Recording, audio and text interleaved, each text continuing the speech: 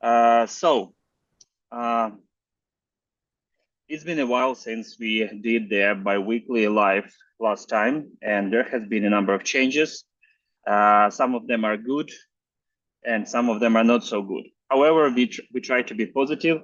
Just for you to understand, we have a blackout right now, a scheduled blackout. That's why there is no internet, no electricity, and I'm doing the broadcast from our Travelite Agro van. We have Starlink here, and I hope there will be a good connection. Before we start, I would like to say thank you to everyone who has been in uh, participating in helping Ukrainian people, and this fight for the good. We try to keep positive and we try to do our best what we can do, disregarding the noise from the explosions or from the bad news coming from our media. And that's we find this is the only way to be effective in approaching the victory in this war.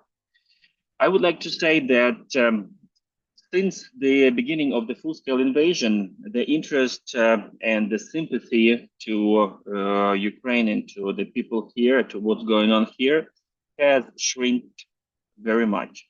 And if over the first 2 years we were able to collect about $93,000 and help six families. Unfortunately, within the last year, and it has been strictly a year until today, we managed to gather only $4,000, and that's thanks to our partners, to our ambassadors, and to our effectiveness in terms of spreading the information. So once again, thank you everybody who is supporting us. Uh, Although the donations have shrinked, we try to be effective, like I mentioned, and we keep doing what we can do most of all. Today, I will tell you the news about our accomplishments within the World to Rebuild Rural Ukraine, about the situation in agriculture in Ukraine, and about our plans for the future. I try to be very precise and as detailed as needed. I'm not going to go into details of the war actions and military news. I'm not expert in that, and you can better see the news. I believe in the victory. I trust our military forces, our allies, and we pray to God for this to be over as soon as possible. So now I will be sharing my screen with the presentation that me and my team have prepared for you today. And there will be a couple of videos that I would like to show. So here it comes. I'm sharing the screen.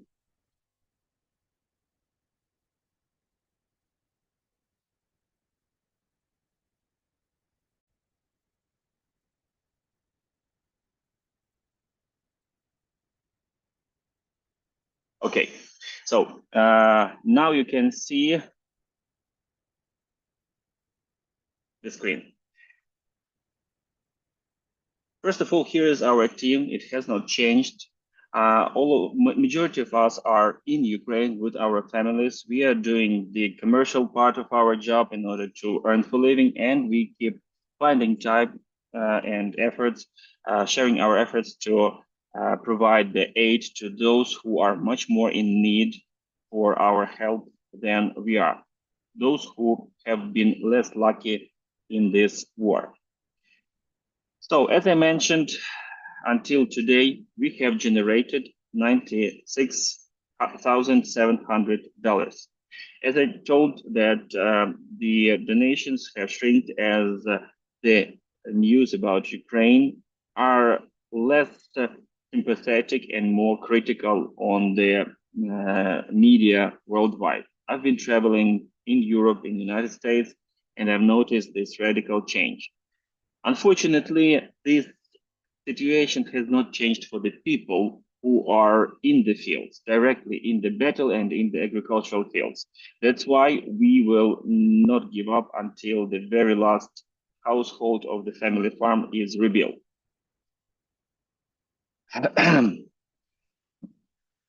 In addition to the rebuilding and repurchasing of agricultural equipment, we decided to provide free access to all our commercial things that we are doing. Those are the online trainings. It is very important for the agricultural producers, small family farms, to be most effective in what they are doing in the fields and in their household. Therefore, the latest technologies that the experts worldwide, our partners and our ambassadors are providing us is free of, is shared with those people in need for free. Also, we are considering the farmers who have started to who went to the army and are serving our saving our land. So, in other words, the military farmers. They get totally free access to all our agricultural school materials, which are on the Travelite Agro platform. Now I'm running a number of negotiations with the leading Ukrainian agricultural universities to incorporate the information that we have collected and that we will be collecting within the curriculum of agricultural universities for the students to know the latest technologies, to learn the latest technologies. It has been a number of times that USAID hired us to teach the teachers of agricultural universities. This way, we are directly providing the information to the students who are the future farmers or employees of agricultural enterprises, and of course, their teachers as well. And everybody in need who cannot afford can get their free access, not only to the online, however, to the offline events as well. And speaking of the offline event, we run a number of trips to the United States of America every year. And at least 10% of the participants over the last year, since I mentioned that the donations have shrunk, traveled for free on our cost, or they just covered their airplane ticket. And this money was not charged to the budget of World to Rebuild Rural Ukraine. This is purely out of our commercial work that we are doing. So in other words, we, the team of Travelite Agro, donated this money in order for the people who are worth and who will make a change, can make a change, traveled with us and then spreaded the information. So there was one journalist who published a number of articles about the Kinsey-Elberg technology after he traveled with us last year. There was a farmer who stayed during the most active war actions at the beginning of the war in the suburbs of Kiev, and he secured the people who worked for him, secured his farm, but the missiles were artillery was flying over his farm. So he traveled with us and two scientists. They are soil scientists, two soil scientists, one of which is Ludmila Bilyavska, and she is actually doing the soil analysis from the battlefields and a little bit over 10 samples of the soil from underneath the burned tanks and from the craters of explosions have been sent to Missouri University to Dr. Chang Ho, who is currently working on identifying all the pollutants. This in future, I hope, will lead to implementation of the project that we developed and currently are looking for the sponsors to identify the damage that was done to the fields, to make the process of identification of this damage automatical. In other words, the satellite imagery would be taken from the field, and the system automatically, the AI system automatically would analyze what potential pollutants are in that land. And the final stage would be development of recommendations how to get rid of certain pollutants and to minimize their breakdown time so that these lands would be available for farming again. And that is done also with help of our allies in the United States of America and with the scientists in Ukraine. So we are supporting the science in Ukraine as much as we can for the better future. Speaking of the events that we organized, the training, teaching events, there was a major conference this winter that we called Root versus Iron. There was at least 20 presentations online and offline that's disregarding the side conversation between the participants and the experts about the important practices, how to minimize the costs, however, to make the agricultural production effective and to treat the land, the soil in the regenerative practices. So that right now, when the soil, the land is actually owned by the people, we are trying to preserve its potential and to improve its potential for the future generations. Another event, and I would like to show you a video right now, the event that was probably the most widespread and the most substantial event since the full-scale invasion. It's called Field Agricultural Council 2024. Let me turn on the video for you, and you will see for yourself.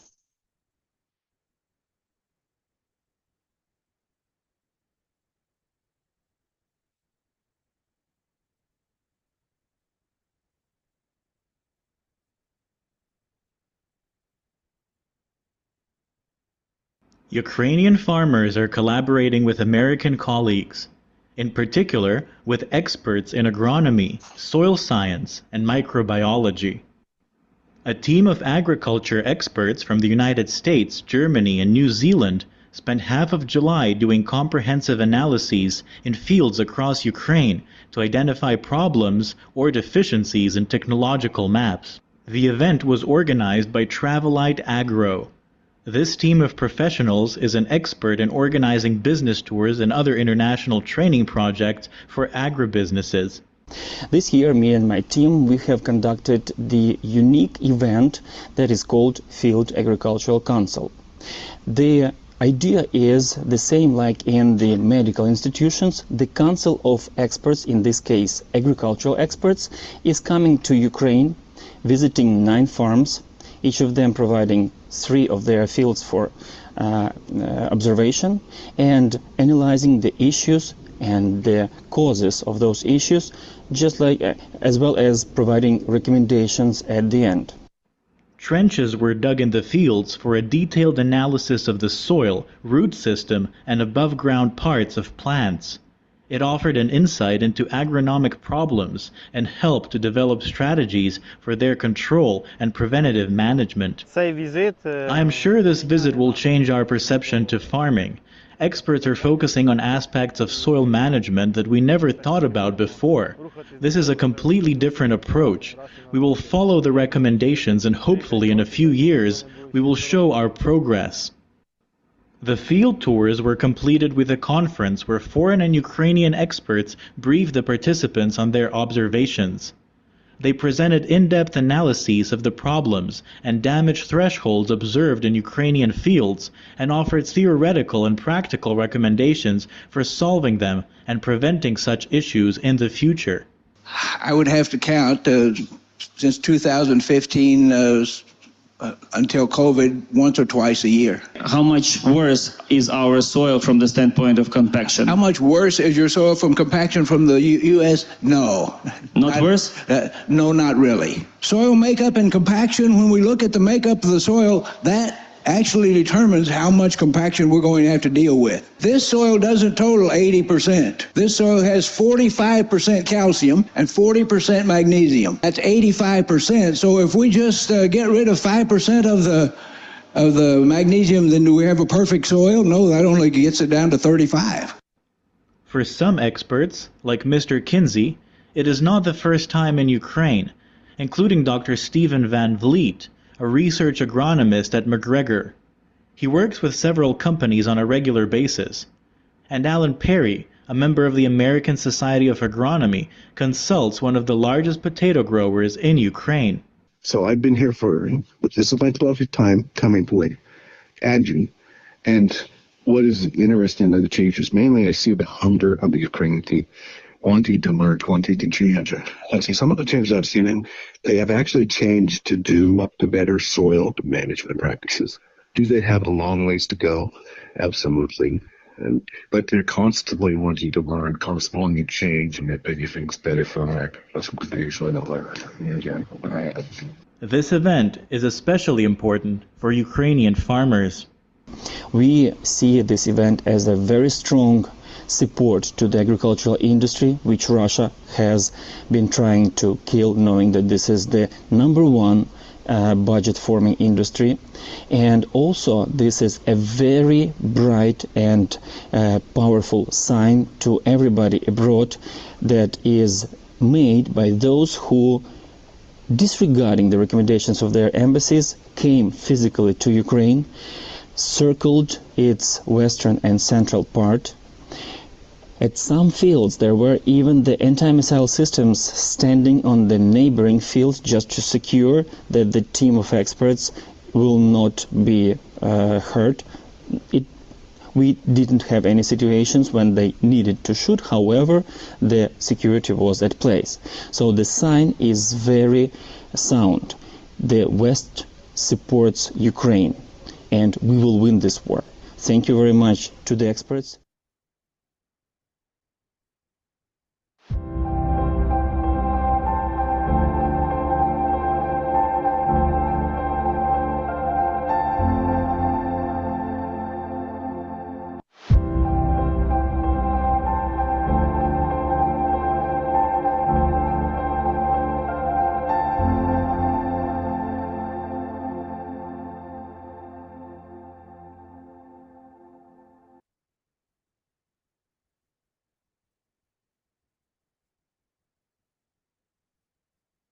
So as you can see, we have covered quite a number of fields, and I would like to separately say thank you to every foreign expert who decided to come to Ukraine and to do this training. We have collected so much information, so much video that we're still working on it. And in September 26 and 27, we will be running the final conclusions conference online so that the information gets given to more people. Meanwhile, we are planning the event that is going to be philosophical initiative, trying to finish their collection of donations, collection of enough money in order to help Alexander Lunchenko is from Kherson Oblast, and he's been waiting for a while to be helped rebuild his storage facility. We have generated a few $1,000 during the conference from the participants and from the speakers and experts as well. And we will keep trying to get enough money. We are still waiting $6,000 for the to make up the full budget of rebuilding his storage premises. The reason why we decided to choose him is not only that he keeps operating in the minefield in the area that is not so stable. His unfortunately his really ill, and he has no, Alexander has no opportunity to redirect the finances, the family finances towards rebuilding the storage for his farm. So we are doing our best to finish collecting the donations until the end of this year. The event was very nicely supported by the session of the my one of the experts, Dr. Don Huber, that is extremely important information. Is the collection of the knowledge about the minerals, minerals and diseases connected with them. In other words, should the fertility system be in place, proper fertility system be in place, the budget for spending for chemicals in the fields will be much lower and the soil will be much healthier as well as plants in it. Another participant on the European who is from Kharkiv Oblast, he is he had been waiting for help towards rebuilding of his house. However, his neighbors decided to allow him to live in their house as long as possible. He is from the Izyum village, and in September 2022, he lost his house as well as the attached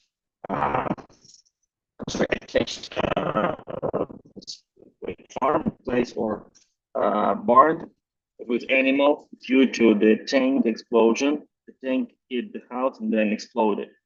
So instead of rebuilding or fixing his house, we purchased him a tractor, and this tractor is currently being, at this very moment, is being delivered on his way from Dnipro to his farm. This is the video. I hope you can see it. Of the tractor being loaded. Дмитро, добрий день, грузимо трактор. Косарку вже загрузили. Along with the mower and with the PTO parts for it to be used in more situations to promote field work. Again, the farmer is not looking for some financial aid. He's not asking for other countries to host them. He stays at home, which is not so safe. He keeps farming, and he deserves respect with his family. And that's why we helped him with such a small step, such a small thing as a tractor for his production. We hope that he and his family will stay safe and will be. Все, сьогодні відправляємо. Думаю, завтра буде у вас зранку клієнта. The man said that tomorrow it will be there, but the video is from yesterday, so today by the end of the day it will be expected at the farm. So Andriy will keep doing what he has been doing before the war, and may God help him in his effort. Interesting slide that we came across with one of our close farms during the Field Agricultural Council 24. The slide is showing the breakdown of the production of one of the bigger farms among 44, 45 actually, 1,000 hectares in northwestern part of Ukraine, which is actually the most secure area and very close to Europe. It means that they have a very good potential of exporting their produce by railroad. In addition to that, it is worth mentioning that he, the farmer, has invested millions of dollars into building a terminal. It's called a dry port close to the border with Poland, where the train cars adjusted to the Ukrainian size of railroads are reassembled to new chassis and sent to the Baltic Sea. So, in other words, they have their own logistical system to the ports of Baltics. However, still, let's pay attention to the predictability of crops. For it is worth mentioning that the farm is very big. It has enough budget for resilience and for surviving a couple of years. However, they're still running a business, and business must be profitable. So here's what we have in terms of the crops they grow. We're talking about wheat, sunflower, soybeans, corn, spring wheat, barley, and sugar beet. As I have mentioned many times, and was said by many sources, the year 2023 was very unprofitable for small grains. You see, winter wheat losses were $59 per hectare. Spring wheat, $214 per hectare. Barley, $107 per hectare. On the contrary, the profitable crops are the oil crops, which are canola, sunflower, soybeans, and a little bit corn and much sugar beet.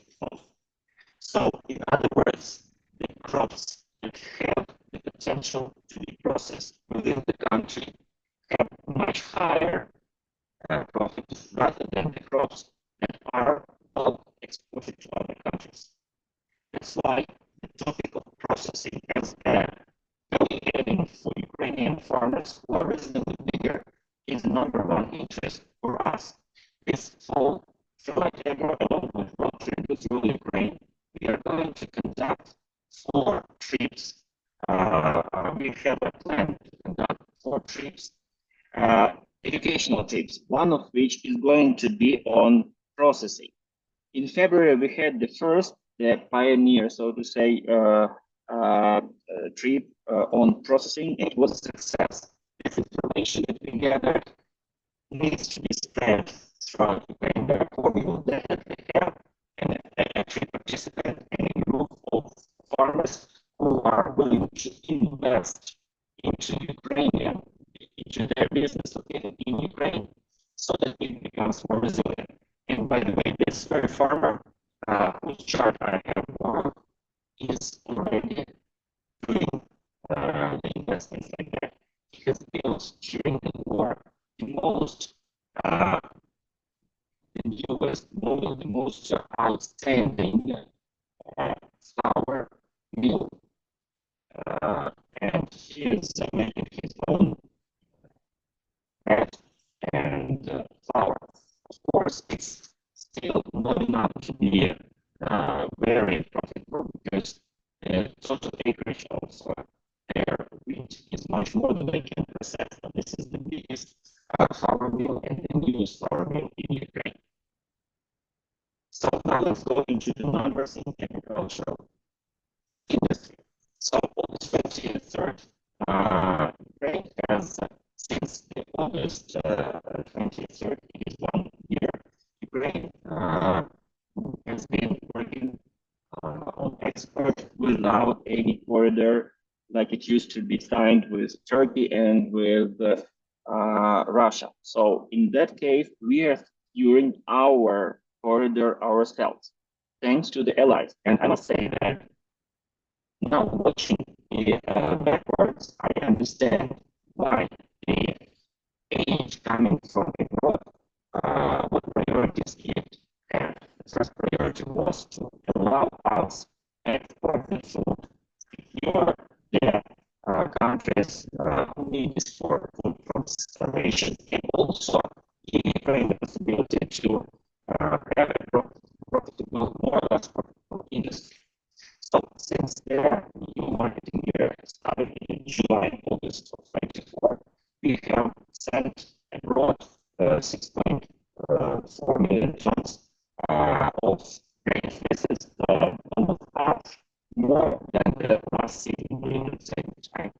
This is the breakdown of the crops that we have exported. You can see that flour is also one of the commodities that we are exporting. So Ukraine is moving towards implementation of value adding inside the country, not just the raw materials source. The forecast of USDA for Ukraine for the next year is that we are going to export 14 million tons of wheat and 24 million tons of corn. Let's hope it will be at least this number. Of course, it will depend upon many factors, even the ones that we cannot control. Port of Odessa is the biggest port that is exporting agricultural commodities right now, and it has shipped 53 tons of the produce during this year since August 23. As of August 28,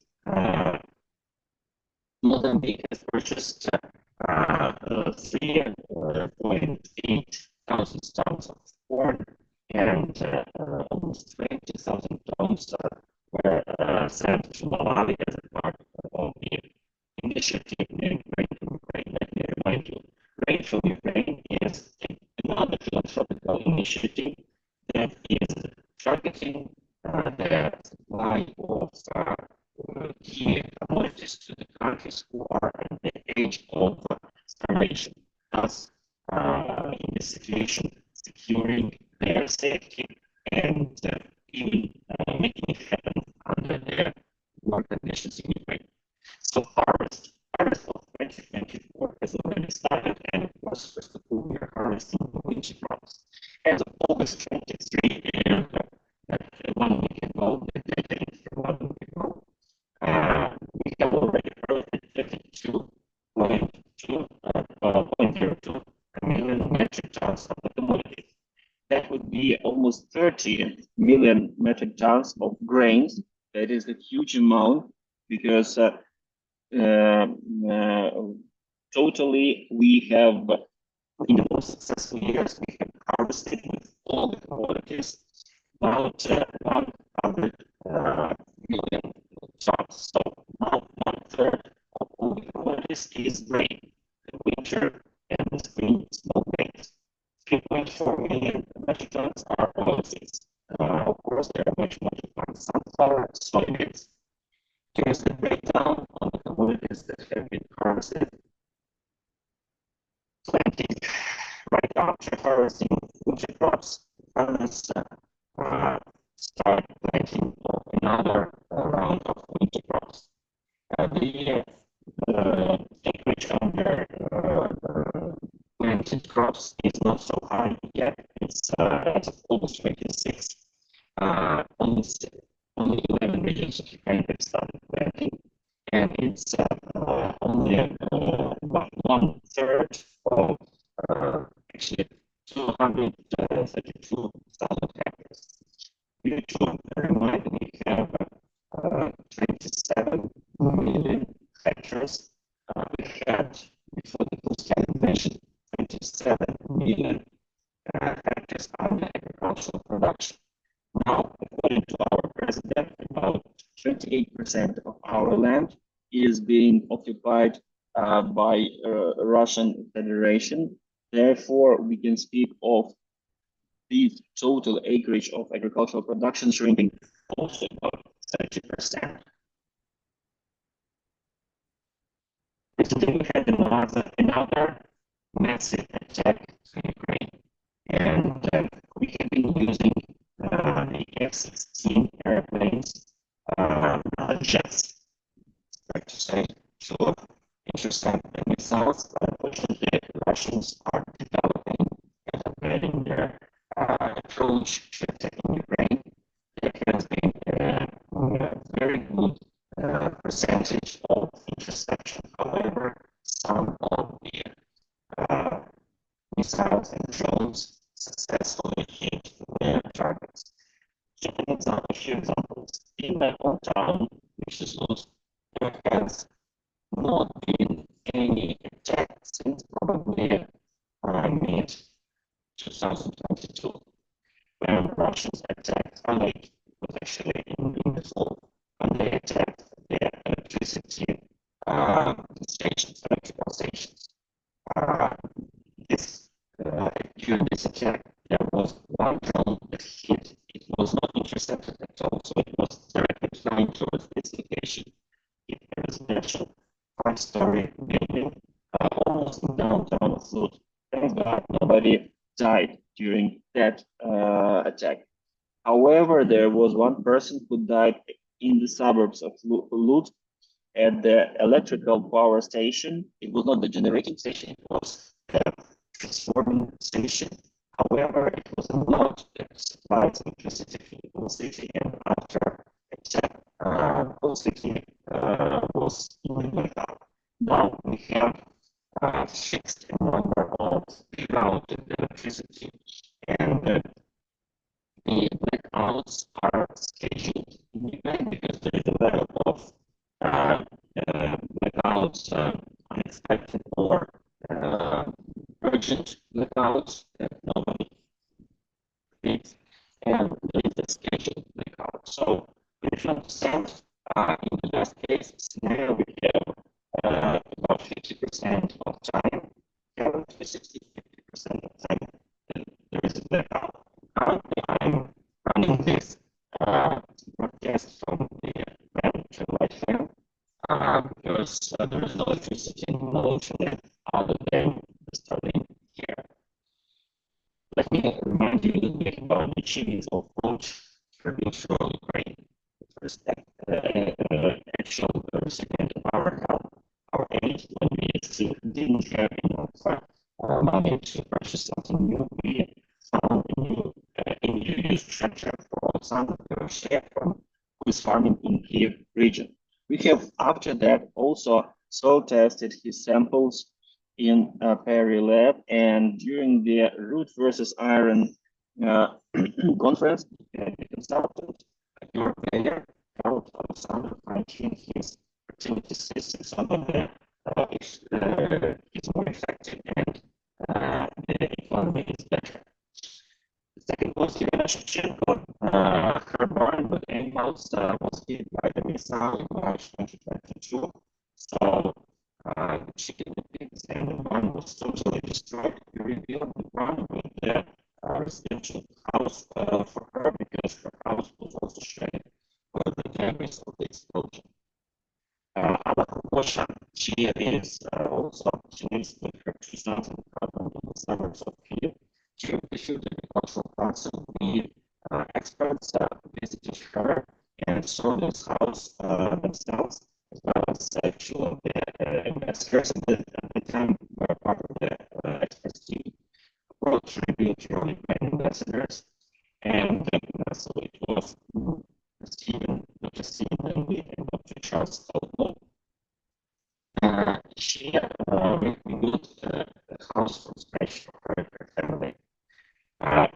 Unit Orlando, her husband is partially disabled, and their storage facility for the equipment in Kherson Oblast was badly damaged due to Russian attacks. So we rebuilt that barn for them. We were approached last year to help build their storage, the actual bomb shelter for the fortification. It's a facility next to the military base. It was a very quick project. A number of companies joined and were brought to rebuild for the very part of it. We did not use any donations stemming from abroad. All of the donations to help this orphanage were generated from our Ukrainian farmers, our partners. Next was Natalia Monichenko, who are also from Kherson Oblast. Their house was destroyed, was freshly renovated house, including demolition, but unfortunately totally destroyed. And also Russians stole their truck, which they used for farming purposes. As the government promised to rebuild the house, Natalia has chosen to receive the aid from World Trade World Bank in the format of this truck to be able to continue farming and taking commodities from the field and inputs into the fields. So here's the truck that we bought for her. Alexander Adamenko, he is from the sorry, he is from the Kherson Oblast as well, and again, storage facility for the farm. This is what we are trying to rebuild for him. Still on experimenters, and Alexander Domchenko. We have bought for Alexander the actual material for the root, and the process has started. However, it has been so long because we waited until there was the time, until the better time to rebuild his facility, because there were a lot of artillery shots last year in the area. However, now it seems to be safer, and this summer he started to use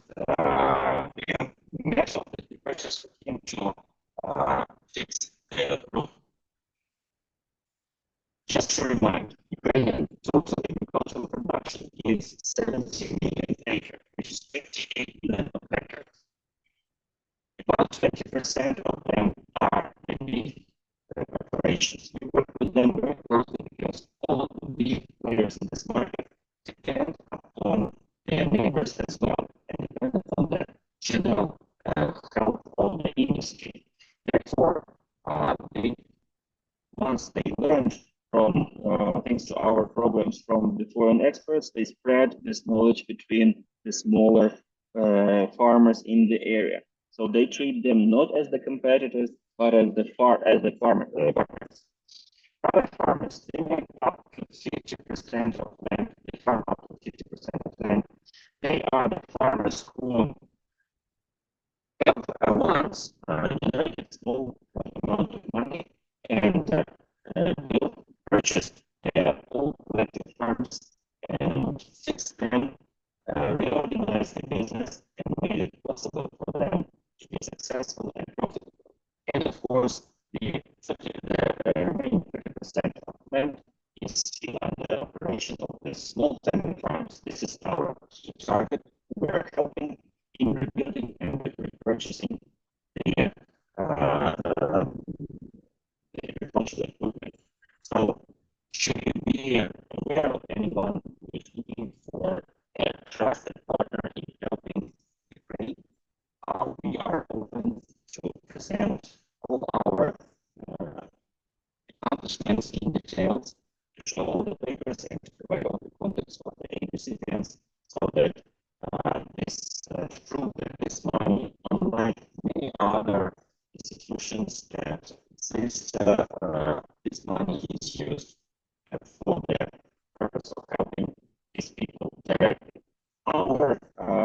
Once the donations shrinked, majority of our team have refused from the monthly fees for their work that already was minimum fee for their work refused, and we do not get paid for what we do with the treatment for Ukraine. On the contrary, we try to be more effective in our commercial part, which is Tribal Agro, and part of this profit is sent towards the needs of grocery goods for Ukraine. So we are setting the example ourselves of how it can work.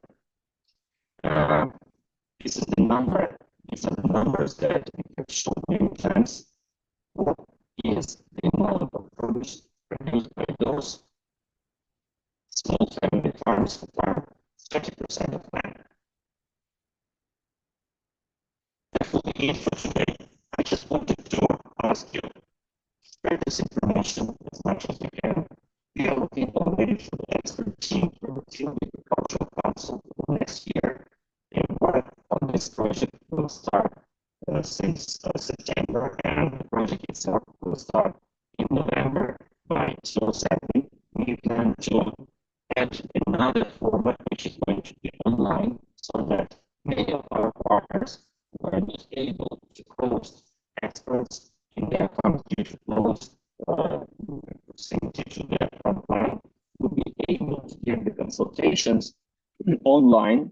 All these consultations will be done in the winter time, and once the season comes, we will invite those who are willing and able, not afraid to come to Ukraine, to actually visit on the state route, visit the farmers, and share their experience practically in Ukrainian fields, answering their important questions of farmers directly in those fields. So, thank you very much again. All the best to you. And should you have any ideas, I'm always welcome to communicate. This is my contact information. And looking forward to hearing from you. All the best to you. Bye-bye.